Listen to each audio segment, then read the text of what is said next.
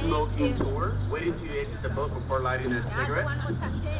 And last but least, and quite possibly the most important thing that I'm going to say to you all afternoon long, is if you should find yourself overboard and in the water, please, ladies and gentlemen, please, just stand up. It's really not that deep. It's only about 4 to 5 feet, but if that doesn't do the trick, call out on me. I'm going to throw you a life jacket. Once again, my name is Billy, and welcome to San Antonio. On your left here, this is the Omni-owned La Macion, opened in 1853 as the St. Mary's School for Boys. It quickly outgrew itself and became the St. Mary's Law School.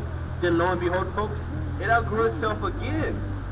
St. Mary said, enough of this outgrowing ourselves. We're going to move our whole operation to the west side of San Antonio, where St. Mary's University is located today.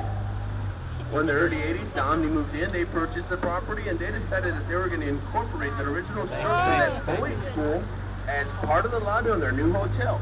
And they named it La Macion, which means the mansion.